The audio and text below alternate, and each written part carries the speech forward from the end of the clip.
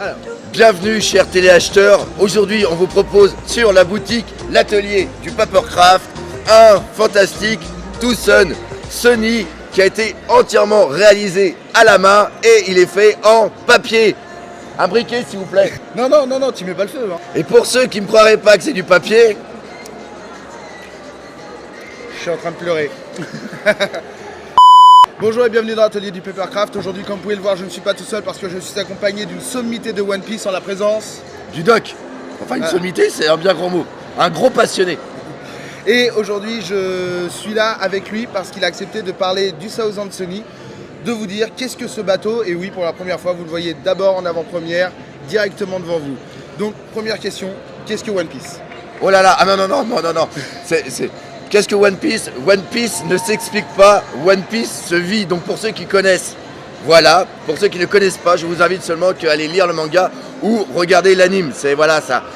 Mais c'est un truc qui est fantastique. Voilà, One Piece c'est la vie. Et regardez ta chaîne parce que justement tu fais des rétrospectives sur le début de One Piece et pas que. Le lien il est juste là.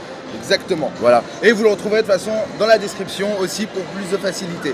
Alors, qu'est-ce que ce bateau? Ce bateau, c'est le bateau de l'équipage des Mugiwara. Alors, en vérité, c'est... Mais comment veux-tu que j'en parle sans spoiler? Parce que c'est énorme. C'est le bateau. C'est le bateau c'est le seul bateau qui permet de naviguer, vu que One Piece, c'est un anime, enfin un manga surtout, sur les pirates. Et voilà, c'est le bateau. Et il a l'air tout simple comme ça, mais ce bateau a une histoire qui est vraiment superbe. Pour information, les petits arbustes qui sont dedans sont des mandariniers. C'est bien ça? Alors, je sais pas si ceux-là ce sont des mandariniers. Je sais que les mandariniers ils sont ici. Et je pense que ceux-là c'est des sapins. Je pense que c'est des arbres qui sont plus grands. D'accord. Dans mes souvenirs. Et normalement ici il y a de la pelouse. Et oui, ça a été représenté. De toute façon, vous avez des photos qui vous illustrent plus précisément.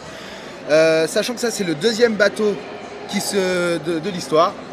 Bah oui. Pas le dire que c'était le deuxième bateau. Mais si, parce que je l'explique de toute façon dans la deuxième partie. Je l'ai déjà dit. J'ai déjà enregistré la deuxième partie, donc je l'ai déjà dit techniquement. Et donc ça c'est le deuxième bateau et il est beaucoup plus grand que le premier puisque l'équipage s'est bien agrandi entre deux et le premier devenait un peu petit. Ils dormaient tous dans la même chambre donc ça devenait trop tendu. Quelque part ils dorment tous toujours dans la même chambre parce qu'il n'y a que les filles qui ont leur chambre à elles. Ouais, très juste. D'ailleurs on peut le voir. Et le bateau, alors il a une particularité, c'est qu'il a été construit dans un bois spécifique. Qui est le bois d'Adam. Et le bois d'Adam c'est quoi sa particularité? C'est qu'il est indestructible. Voilà. On le voit dans le film Z. En plus. Et l'avantage aussi de ce bateau, c'est qu'il regorge de technologie en tout genre. Ouais, et on est arrivé à plus de 1000 chapitres, 1027 chapitres au moment où on fait la vidéo, et on n'a pas encore vu tout ce qu'il sait faire. C'est un truc de taré. D'ailleurs, c'est l'un des défauts de One Piece. Le défaut de One Piece, c'est qu'il y a pour un truc de pirate, il n'y a pas assez de bataille navale. Ah, et d'œil crevé. Bah oui, ils ont pas de cache-œil. Ouais, et puis ils ont pas non plus de jambes de bois. C'est pas vrai, c'est pas faux, pardon. C'est pas vrai. Putain. Ouais, alors il faut savoir que on est sur le 3e jour de la Médinasia. La Médinasia, c'est un truc absolument de taré. Et en gros, on n'arrête pas, et c'est vraiment excellent. En plus, on a des surprises. On a des surprises le soir, mais ça, on n'a pas le droit d'en parler. Voilà, on a accumulé beaucoup de fatigue. Mais voilà. C'est excellent, c'est génial. Et donc là, l'avantage, ce bateau maintenant, ça fait combien de temps qu'ils l'ont depuis la moitié? C'est depuis la moitié, ouais. Ouais, parce qu'il était là pré-ellipse. Ouais. Donc ouais. Avant. Pas après. Non, il était là pré-ellipse. Oui. Après ellipse. Il était là pré-ellipse. J'entends plus rien, je suis devenu sourd, c'est fini. Voilà, donc ça c'est le bateau. Qu'est-ce que t'en penses toi maintenant quand tu vois la réalisation de tes yeux? Parce que tu l'as vu en photo juste alors, je vais pas mentir. Il existe le même bateau en maquette, à peu près à la même échelle. Il a été fait aussi, par rapport à ce que j'ai vu, il a été fait aussi par Bandai avec tous les autres trucs. Et quand on voit le détail, quand on voit tout ce qu'il y a dessus, surtout moi ce qui m'hallucine, c'est vraiment les os qui sont bien faits, ne serait-ce que les petites griffes qu'on a ici, et les rambardes et tout. Les patounes, c'est l'encre. Ah bon? C'est l'encre du bateau, les pattes. Oui. Ah oui, je pensais que c'était l'encre de l'imprimante. Non, c'est l'encre du bateau. C'est l'encre, je jette l'encre, on arrête. Pas de soucis. Et ce qui est vraiment génial, c'est que il est rempli de détails qui est absolument hallucinant, quoi. De toute façon, ce qui s'est passé, c'est que il était présent à la Médinasia pour que les gens voient ce que c'est un petit peu le Papercraft. Et les gens, ils ont du mal à assimiler que le bateau a été fait entièrement en papier. Et franchement, c'est un truc de taré. C'est une minutie qui est... Mais encore une fois, c'est un level qui est quand même assez... Oui, là, c'est ce que je dis dans la deuxième partie. Ça fait partie des plus hard que j'ai pu voir, mais non pas dû à la construction, mais dû à l'explication de la construction. Ouais. Donc ça, c'est autre chose. Mais effectivement, ce que je l'ai fait aussi parce que Julius Perdana a un très très bon détail dans sa réalisation. Et même si c'est que de l'imprimé, bah, on voit bien les portes, on arrive à bien tout assimiler, à comprendre le schéma du bateau. Mais les rambardes, il y a vraiment...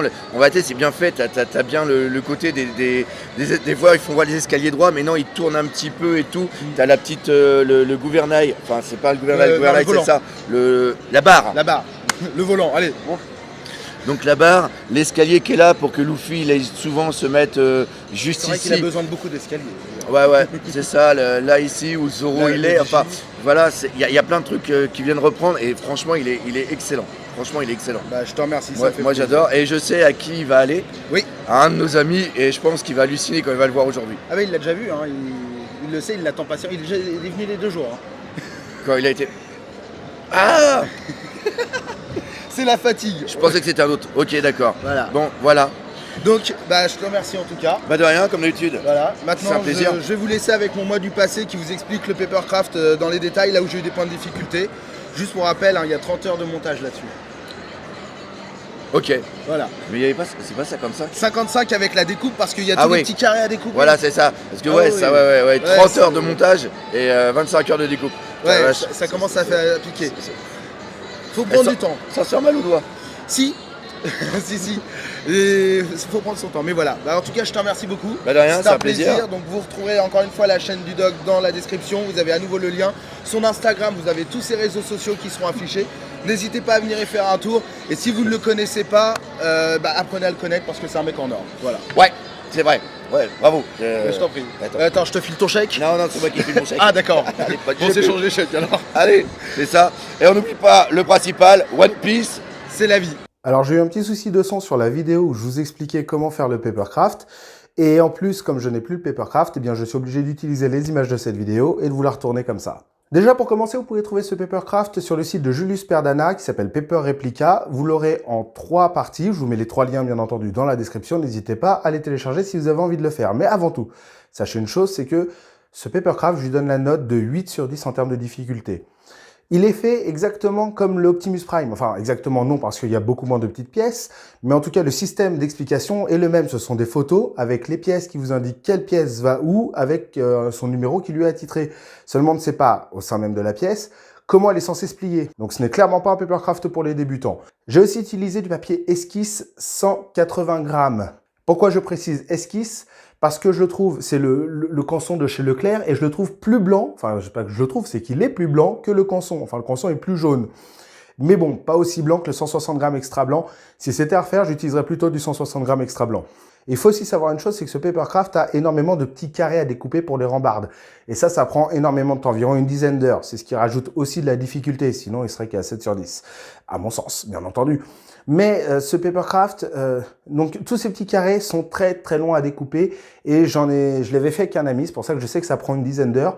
Mais là, je vais vous avouer que pour celui-ci, eh bien, j'ai utilisé une technique plus simple, plus bâtarde, c'est que j'ai utilisé mon plotter de découpe. L'autre point de difficulté sur ce papercraft, ce sont ses mâts. Personnellement, pour faire les mâts, pour faire l'arrondi, j'ai d'abord utilisé des gros tourillons assez larges. J'en avais à la maison, ils devaient faire environ 1 cm de diamètre. Donc j'ai utilisé ces tourillons pour envelopper le papier et déjà lui donner un petit arrondi. Et j'ai utilisé des tourillons de plus en plus petits jusqu'à avoir le bon diamètre. En l'occurrence, je vais parler pour les mâts de transversal plutôt, ces parties-là, eh bien, faisaient 5 mm de diamètre chez moi. Ce qui était nickel, j'ai acheté des tourillons de 5 mm de diamètre en bois. J'ai mis autour, j'ai collé et j'ai enfermé donc un tourillon dedans, coupé à la bonne dimension. Ce qui me permet, au moins, je me suis dit, vu que ça va supporter le poids de la voile, de la voilure, eh bien, le fait qu'il y ait une pièce en bois à l'intérieur, ça va éviter que le papier ne ploie avec le temps. Il va mettre beaucoup plus de temps à plier, mais il va tenir, en tout cas, dans le temps. Et ça, c'est plutôt cool. Et comme j'ai fait ça, dès qu'il y avait un petit tourillon de 5 mm à mettre, je l'ai mis. Je me suis pas embêté. Donc, c'est une bonne solution parce que ça va permettre de maintenir dans le temps sans avoir besoin d'utiliser un grammage très élevé. Ce Papercraft n'a pas énormément de difficultés, mis à part son modèle de construction, enfin son instruction, voilà, ses instructions de construction. C'est juste ça qui est compliqué dans ce Papercraft. Il faut juste du temps, de la patience, beaucoup de patience pour tous les carrés, des rambardes, des filins, etc. Mais sinon, en soi, il n'a pas vraiment beaucoup de difficultés. C'est pour ça que, contrairement à l'Optimus Prime, eh bien, il a une note inférieure à 10. Pour ceux qui ne le savent pas, c'est que l'Optimus Prime, je lui ai donné la note de 11 sur 10 parce qu'en fait, vous avez une pièce, puis une pièce plus petite, puis encore une autre, et encore une autre, et ainsi de suite, et ainsi de suite. Et en final, il y en a beaucoup plus, enfin, il y en a beaucoup trop. Et c'est ce qui fait qu'il est beau, certes, mais c'est ce qui fait qu'il est très compliqué aussi. Là, en l'occurrence, on le ressent moins dans celui-ci.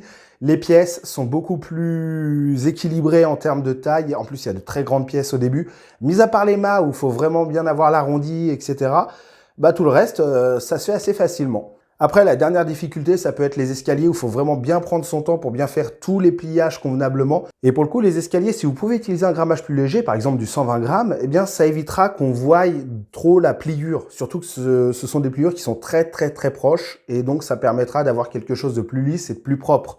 Pour terminer, je dirais que j'ai mis quand même 55 heures à faire ce Papercraft. Bah voilà, et puis c'était il y a déjà 1 an au moment où je tourne cette vidéo, un peu plus d'1 an au moment où la vidéo sort. Et sachez aussi une dernière chose, bah déjà je remercie encore une fois le doc pour la première partie de la vidéo, un grand merci à lui, où on s'est éclaté à faire cette vidéo. Le final n'était pas du tout prévu, c'est vraiment parti en dérive totale, donc vraiment un grand merci à lui pour son coup de main.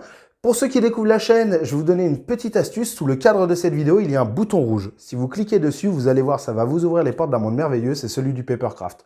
Je donne des conseils, des astuces. Les Papercraft que je trouve sur le net, je vous donne les liens pour les télécharger. Et si vous découvrez ceci, le Papercraft, eh bien, sachez que je donne aussi des conseils pour les débutants, pour savoir comment démarrer cette superbe activité. De plus, n'hésitez pas à me laisser un pouce en l'air, à me laisser des commentaires pour me dire combien vous m'aimez, parce que ça me fait toujours plaisir. Et sur ce, mesdames et messieurs, je vous souhaite à tous de passer une bonne journée, une bonne soirée ou une bonne nuit, en fonction de l'heure à laquelle vous regardez cette vidéo. Ciao! Vous avez vu ce qu'on peut faire en Papercraft? C'est génial, hein? Ça aussi, vous aurez le lien dans la description. Allez, salut!